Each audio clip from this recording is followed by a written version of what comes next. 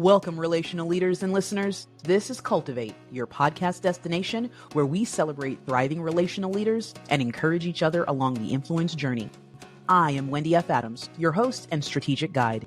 In each episode, I will engage with leaders who are sharing authentic stories that support impactful influence. I believe work shouldn't be a four-letter word, but should inspire, challenge, and fulfill. Through a high challenge and high support model, we will explore the recipe for relational leadership that drives meaningful change.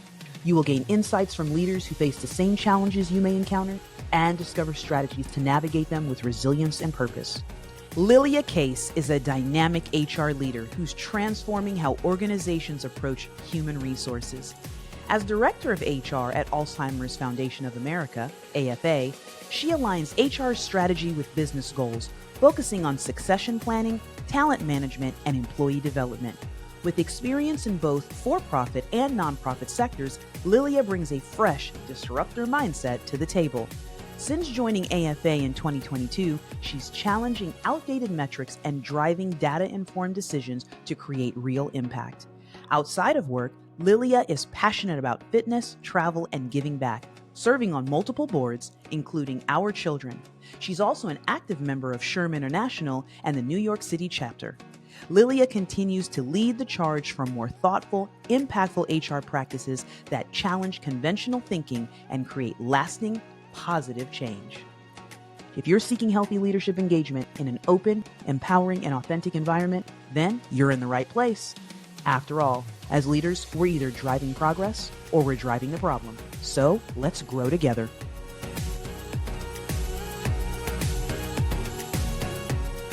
Welcome to another episode of Cultivate, your catalyst for a healthy leadership engagement. And today I have the pleasure to spend time with a vibrant relational leader who's making measurable impact in her sphere of influence. Welcome, Lelia Case, Human Resources Director with Alzheimer's Foundation of America, also known as AFA, to the Cultivate experience.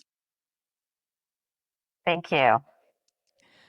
Now, I'm going to, because I know we've talked about this in the green room, please say your name for the audience so that they get the beauty of it. Lelia Case.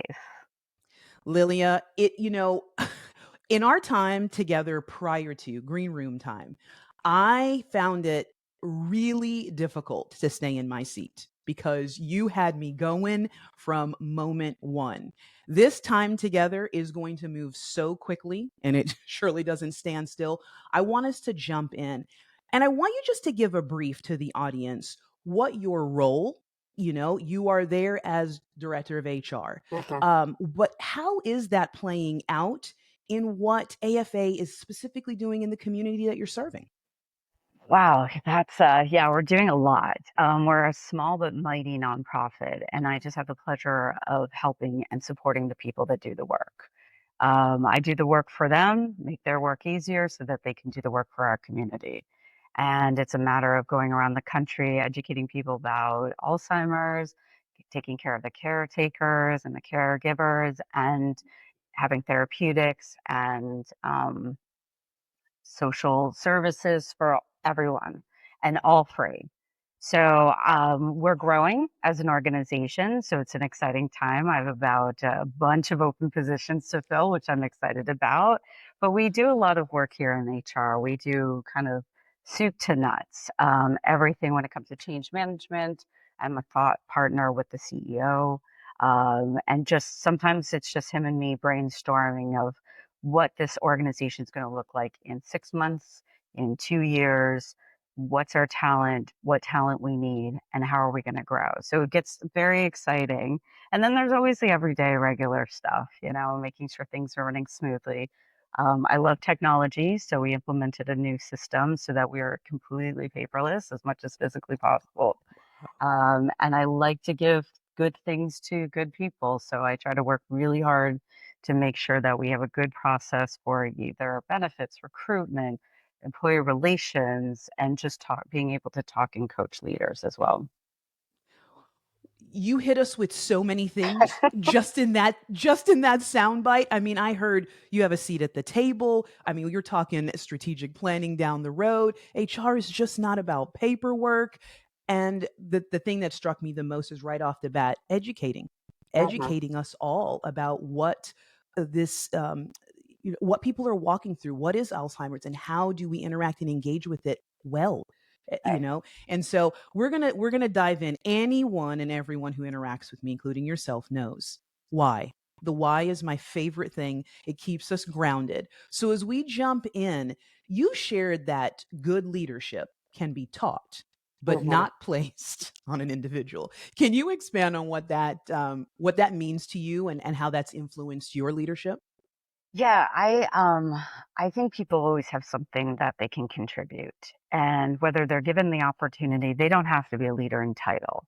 Leadership Mm, comes in so many forms. So giving people the opportunity, giving them the tools, they have to have that desire, and be able to be a little bit humble when they fall flat, because we're all going to fall flat.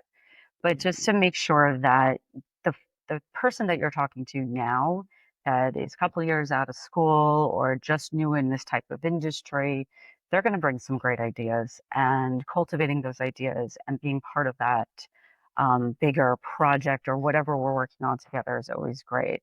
I stick my nose in way too much in things because I like workflow. I guess it's part of HR. And there's a woman that just started and she's really into workflow, mm. and she has this different brain, and I like the way her brain thinks, and giving her a few more days of being a new employee, but then I want to jump in and just say, how can we help on this project, which will make everybody's hopefully lives easier here at work. Not necessarily connected to HR all the time, but so just recognizing that talent and recognizing everybody's coming from different places, different experiences, and different skill sets. So that's always important.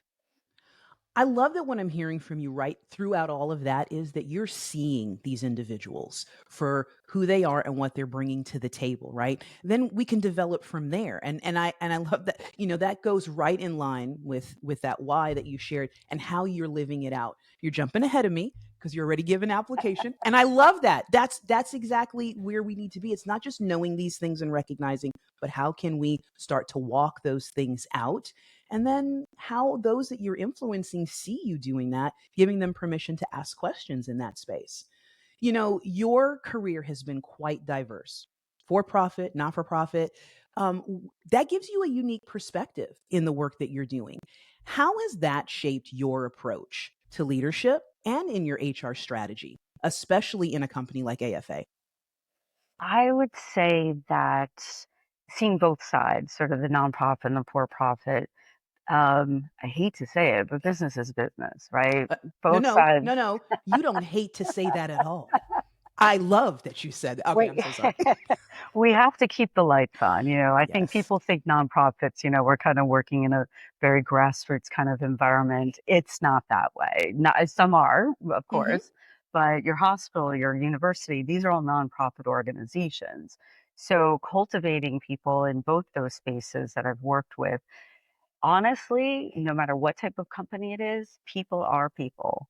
That's So right. I have the unique experience of being able to work internationally, small organizations, large organizations, for profit and nonprofit, and sort of seeing not the same type of people necessarily, because getting to know what they do and what they love to do is always extremely interesting, but also understanding the business so you can help them more, understanding what they do so you can help them more. And people overall really appreciate you paying attention. And I think that's sort of it.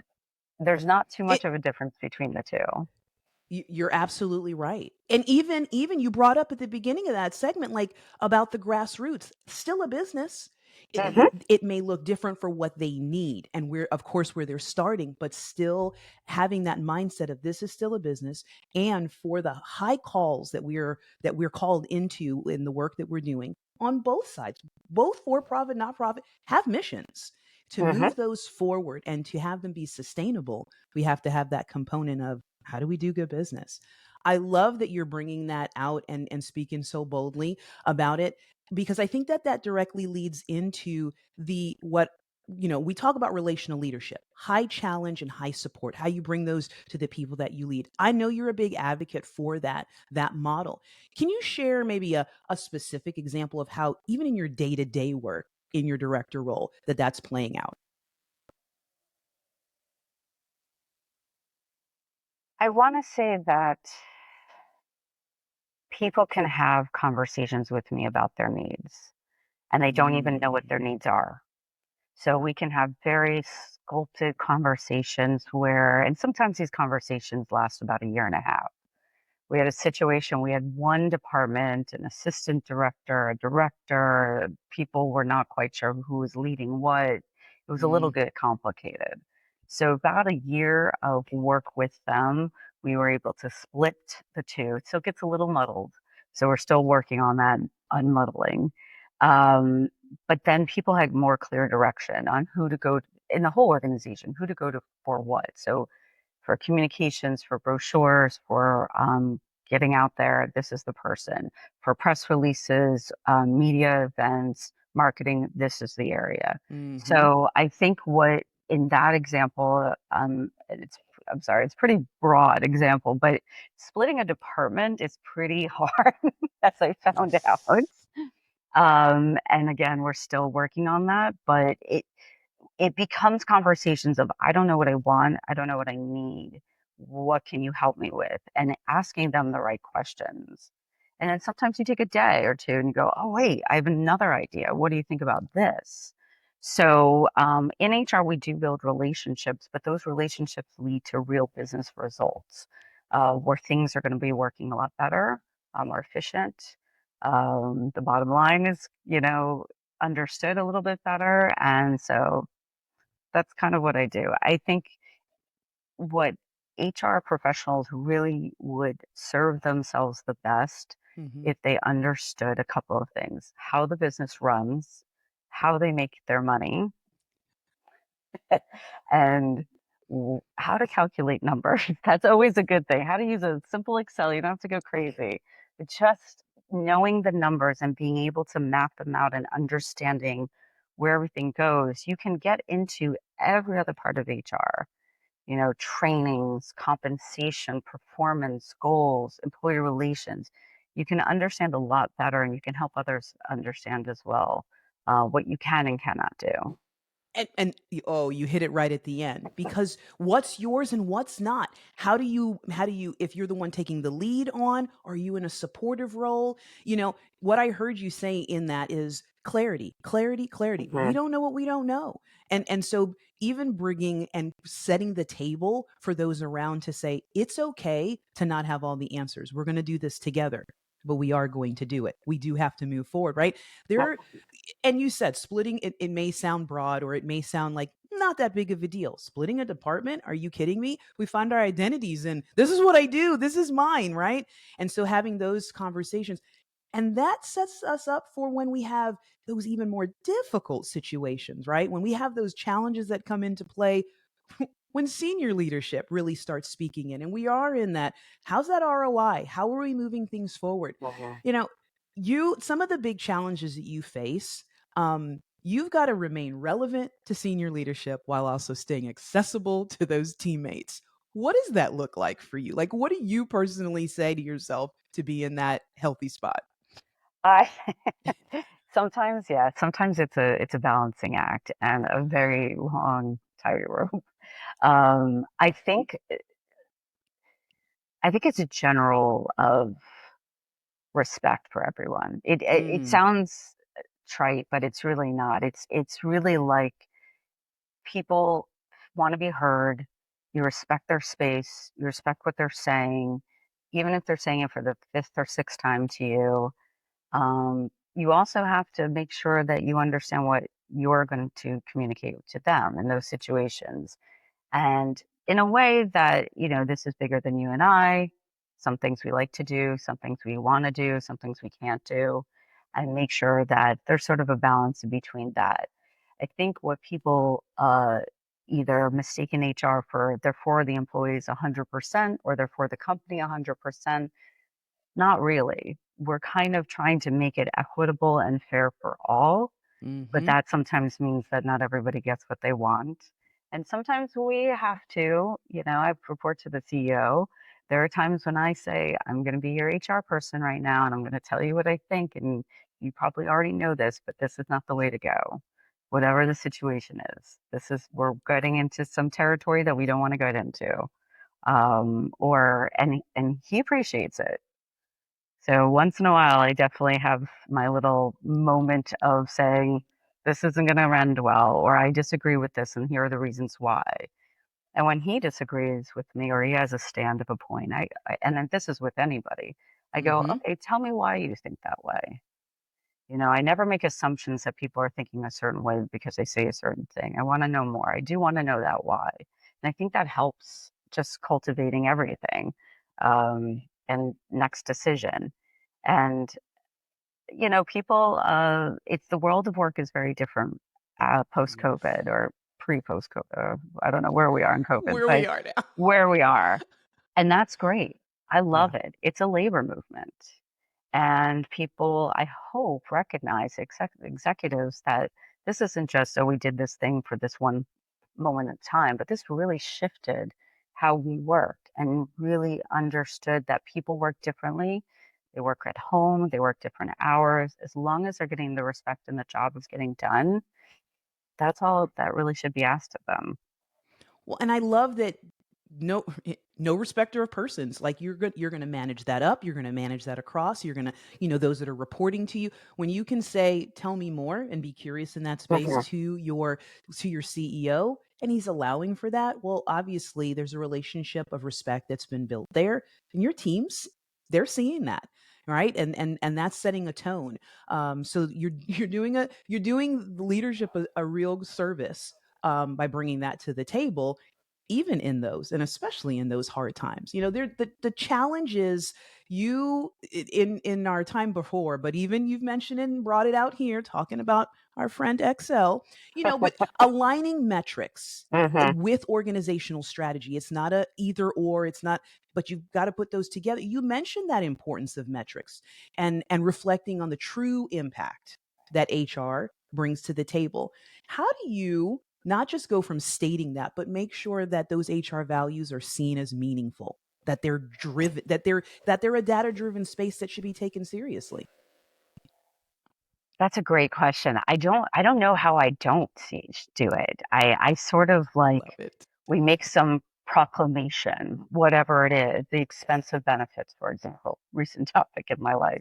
Yes. And I said, well, what is the real expense? Let me see what it looks like. Let me map this out in Excel. Let me see a cost comparison of Mm-hmm. last year to this year, but also understand that we've grown a little and we've shrunk a little over here and things of this nature and something else has changed outside of our control. Just putting all those factors together and being able to talk about this. And instead of accepting numbers as that's a lot or not too much. I said, I want to know the exact number. I want to understand what this actually means. And we got our budgets for 2025 based on Mm-hmm. 2024. No one's ever seen a budget before at this organization. And so this was a very big step and a very big growth initiative. And I was excited because now people can see what the numbers look like. Then they get to know what does that mean? And how does it affect me? In HR, if you can't measure it, you can't manage it. So we started out back a million years ago in HR, time to fill, which I never bother with that because you never know, right? Things change. But then you grow from there. What's your turnover?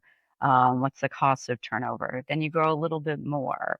And then you keep getting those skill sets. And if you just come with numbers, people get very impressed right away. It's amazing what a little Excel calculation can do. Well, Um, well, and you're they making you're making your the finance department really happy, right? they're excited about it. Donor engagement is, because you're help when you said, if you can't measure it, you can't manage it. Well, that's the impact, right? That we're Mhm. that we're realizing. Those things have to be measured. So you are now starting to speak into a language that everyone can understand, and bringing the organization together around these things. That how are we moving forward? Again, connecting to the why, and making sure that we're all moving in that direction. Right. I love it. I love it. It- we get in the nonprofit sector, we have some things that we fight up against, Mhm. but of how we're viewed. In HR specifically, I mean, I'm just going to say it. You can be seen as a really reactive department, right? Like, this is happening. How do we respond to it? But I'm hearing from you a much more proactive approach. So how do you really anticipate and address organizational needs before they become that they're knocking at your door? I like to say I'm a little bit of a maybe troublemaker in that, like, things are running smoothly on the surface, everything's Mm. going just fine, and I go, is it though? Let's look under. Let's look under the seat. Let's look under the carpet. Let's flip over some chairs and see what's really underneath. And a lot of times it's just waiting to just, something's wrong and you just need to fix it. And before it goes really bad, really quickly, and you have to be, and I always said in HR, I don't want to do cleanup. I'd much rather Mhm. build, repair, fix than have to clean up because cleanup is walking backwards. It takes way too much time. Ooh. It's very difficult. So there are things when you just look at it and you go, okay, I've read about something, and that's another thing, always keeping up with, just what the world is going through as far as business and politics and people. Mhm. People are the most important. And laws. There's always a new law coming around. And just look at things and say, are we doing this the best way we possibly can? Or could this be done a little bit smoother? Mhm. What are the pain points? And one of the things that I like to talk about, and sometimes I know HR, we're very into people and employee relations, and I love that. I really do. The other side of me, the other side of my brain is really, how's that workflow going? So that someone can work better and not feel frustrated and feel overloaded. And we're getting a lot of overloaded employees these Mm. days. And I want to make sure, like, Mhm. there's a way, there's one contribution I can do, one small part to help them not feel so overloaded.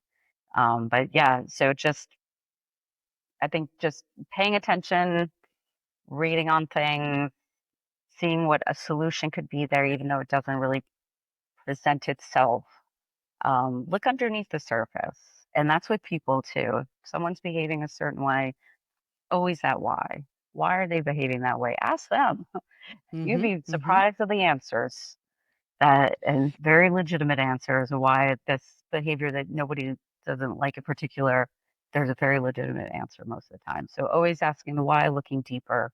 And that's how I look at, I don't, maybe I look for problems. Not sure. I think you've just defined disruptor so well. Like, but Right. again, I love that. Like, it's gonna be messy either way. Let's not do the cleanup. Thinking of it that way, cleanup is backwards. We need to be moving forward. So it's gonna be messy. We may have to pivot with all of those things, but let's keep moving forward. And I think what a mindset change for what it means to do business in the people business, because you brought it forward. It's all the people business, right? It's not a separate space. We've talked about some of the things that you're doing with your senior leadership, and wonderful that they do have a seat. You have a seat at that table, and they're coming to you and they're respecting. Is there a story, I don't know, that you might be able to share where you and senior leadership, it wasn't, it was tension, and how, what did it look like to really manage that up, to push that through resistance so that we could make it our way to the lasting change? Anything there? I'm sure I've a million, and I haven't been successful. There have been lots of times Oh. where where it's a joke here, where it's like, you're going to hear a no. And I know it's a shock because you don't normally hear no's from your CEO. But there are some very deep rooted belief systems that Mm. managers have that you cannot change. And you understand where they're coming from and you appreciate where they're coming from, but you just can't change it. Um, in one example is I work 100% in the office, and so does everybody else. That is not a very normal thing for just office workers these days.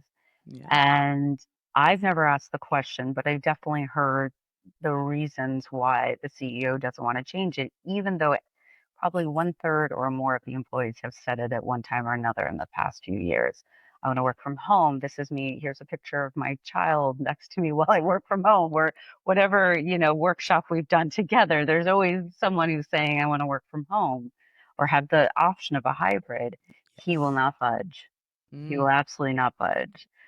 So I picked that one to not bring up, but I sometimes get a glimpse, and it's someone said something a long time ago about, working from home. They're basically watching TV, and that really triggered him. And I just couldn't, you can't get past that. can't get past. And there are things where I've had managers challenge me about compensation, global Hmm. compensation, and they said, well, we respect HR, but we're going to go the CEO. And I said, "Mm, Hmm.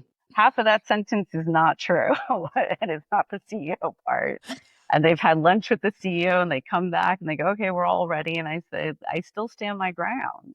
And my whole thing in that situation was, what about everybody else? And that's how I always think about it. What about everybody else? I'm not Yes. asking because this is my stick in the mud HR way, or, ruining, your great idea. I'm thinking about the other people that this one idea, this favoritism, or this one thing that you won't change on, how is that going to affect all these other people? Yeah. The global I live impact. Yeah. exactly. I live so close to work. It takes me literally 5 minutes to door. Do I need to work from home? Absolutely not. But I'm not fighting for me. I'm fighting for the Yes. person who travels an hour and a half if the trains are running well, one way, and things like that. When I do policies, when I did this wonderful policy about parental leave, the lawyer looked at it. She's like, I've never seen anything so generous in my life. And it took a while to get there. I will never experience this policy, but that's not important. And then I looked on LinkedIn, and a former colleague of mine posts about how wonderful his company is because they have this wonderful policy. And I did that. And I love that. I don't have to tell him I did that. Um, but it's just that someone else is benefiting from this generous, I call it righteous policy that is put in place, and they're thanking their company for it. And they're going to stay with that company a lot longer, and they're going to be a very happy, very productive employee because of it. So I do Wow. get And my look at nose. and you're prepared for them. And sometimes what I'm hearing from you is that no is, well, maybe I just need to ask in a different way, or it's not right timing, right? But you still having the conversation. Now I appreciate that. And you actually stepped into, well, how does that maintain trust between your team and HR? Well, you spoke to that. Like, you're not having these conversations just for you, right? And so your team in HR sees how to walk that out. You are challenging them to perform at higher levels, and they're watching you do the same thing. That is fantastic. Uh, how does it, it also says a good thing about that, good thing that leadership isn't something that can just be placed on someone else, right? You take ownership of it. So what does effective leadership in a development look like in your HR strategy with your team? How are you placing that on those that are, reporting to you, and how they walk it out? What does that development leadership and growth look like? I do a couple of things. Uh-huh. But first and foremost, I kind of have this model, and I said this to someone the other day, and they looked at me funny until they got what I was saying. My job is to make my team members' job easy or easier. Their job is to make my job easier. And what that in turn is that we're all supportive of each other. Mm, They know just about everything that's going on. They might not know every single detail, but they can step in, they can speak to it. They're not going to be, if someone else brings it up to them, they're not going to be put out. And then they also own parts of their role that is completely theirs. So when someone comes to me and asks about something that my HR manager owns, I say, well, it's really her that is working on this. You should go to her, or a constant direction to the right person to handle the right information, so that they also are, so people know that they're the person to go to for certain information, maybe other information. mm-hmm. And that builds them up. That takes an ownership of what they're doing, an ownership of what they're building. And then if we're building on a bigger system, we all know what each other's doing. We do a lot of cross training. We want to make sure that if someone's out, someone else can just step right in as much as possible. You know, we all have our specialties. And then my other part of my job is to kind of shelter them a little. You know, Mm. they don't need to hear all the ins Yep. and outs of whatever bananas situations happening in that day or that week. Or, you know, just, they need to be freed up to do their job and not be worried about the things that I need to worry about. I need to take that on. So I help them do their job easier and they help me do my job easier. It's such a beautiful picture of showing preference to one another. I mean, and we can take that from what we're doing in the workplace to outside of the workplace as people and individuals who are doing life together, right? No one loses if we do Right. that. No Right. one's, the ball's not dropped there. And you're building such engagement and motivating through that empowerment mentality of this is yours. I'm going to entrust you with it. I'm also going to support you in it. We go back to that, high support, high challenge model because you've got some high stakes issues that are happening in human resources. So building into your team to say, I trust you with this, but I'm also in that trust is I'm here to support you. I'm not letting you hang on your own. That's a beautiful picture that I think that we can all definitely glean from. You know, we're getting close to wrap up time. I cannot believe it. It moves too fast. How do you in just ensure that the things that you are speaking out don't become a one-hit wonder? I know we keep going back to leadership and then your team, but so that this is lasting and we need to keep an eye on it. Right. How do you do that? Well, I think part of it is getting ownership. Part of it is getting buy-in from people. Mm, I can't put together something that nobody's interested in doing. And sometimes they resist, sometimes, performance reviews, goal settings, here we go again, things like that. But if we keep sort of promoting it and telling them why it's important. And then other staff say, yeah, I'm very glad I have goals. I'm very glad I'm being judged for my performance and not some arbitrary once a year. I don't know why I got this increase yeah. thing. I've left organizations and I've had my colleague who's come in after me just tell me how organized everything was, how easy things were to be found, and things were just streamlined and smooth, and they could just pick it up and run. And that's really how I like to leave things. If I'm gone on an extended vacation, nothing stops. That's right. And that's how you ensure that it will continue on, whether you're at the company for 10 years or you move on to your next adventure. And things might change over time. That's perfectly fine. But those foundational things, once you build them and they stay and people appreciate them, then you can ensure that they stay for a very long time. So well said. I mean, the people are important. We know that doesn't change, but making sure that we build on those. These are the principles. Doesn't it's not me, it's the principle. I'm just helping you walk them out and have them be your own. And you get to take those with you to the next space. This has been so fantastic. I've got to ask, and we ask this in a number of different ways, and I know we do it in HR. You do it in HR as well. So it's if you were saying this to your younger self, but I'm going to put it this way. If you're speaking to and you are aspiring leaders in HR but leadership, what do you say is that creates this culture that has a balance of high challenge, high support that's lasting? What's that one piece of advice that you would say to a leader coming up in this space? You need this. Make sure you keep your eye here. As far as like skill set or as far as just generalized? I'm going to let you pick Okay. which what do you like, cuz one of those rises before the other in your mind. I would say always know the business. Mm, And that means every part of it. Be interested in what people are doing and how they work and what they just know the business and what they're doing in it. There are so many different businesses I've been on that I can still talk about to this day. I can talk about high-end fashion. I can talk about Japanese business culture just by paying attention. People respect you more. They mm-hmm. trust you even more. And understanding that and asking the good questions. Everyone loves answering questions about what they do. You're right. Asking those questions and having them come along with your journey of learning and change if changes are needed, that's the best. That's the best, I think. I So love it. understand the business and everything kind of falls into and appreciate the business and everything falls into place. That curiosity space, you're right. Who doesn't like answering a good question? Well, Well, I can't thank you enough for sharing your relational leadership journey with us today. And we just scratched the surface. The intentionality that you walk out your influence with your team and with the leadership, but beyond that, I know that we're all walking away feeling a little bit more connected to our why. You're doing a great job there at AFA. If we want to connect beyond this time and others want to learn more about AFA, how is the best way to do that?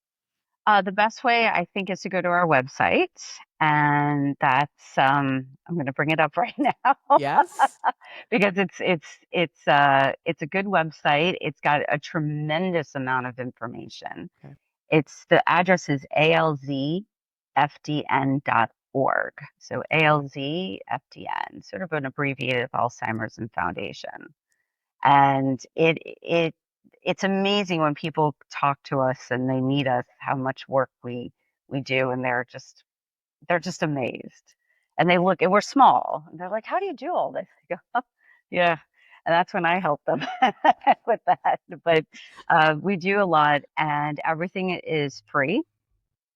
And we have a helpline that's open 9 a.m. to 9 p.m. 7 days a week, so people can call and get help because sometimes that call needs to come at 8 p.m. at night. That's right. That's So right. we're there for you. That's Well, that's really and important. that's what I'm hearing, right? And we don't know what we don't know even in this space, or it becomes a new space for a family. Mhm. So to know that we've that resource is there. Well, again, thank you so much. I look forward to ongoing conversation and growing this relationship. Thank you, Wendy. I appreciate it. Wonderful. Well, I want to remind our audience each of us continue to bring our own special flavor to what I call the mix of relational leadership. So, as we've done today, until next time, let's stir things up so we can continue to be better together. Thanks so much. Before we sign off today, I want to send out huge appreciation to our listeners for tuning in. I hope you felt seen, heard, and inspired to level up your own leadership journey. Don't forget to like and subscribe so you don't miss future episodes. And if you're ready to level up your leadership, asking for a friend, or interested in being a guest on the show, connect with me at cultivateforgood.com. That's cultivateforgood.com. Remember, as leaders, we're either driving progress or we're driving the problem. So let's grow together.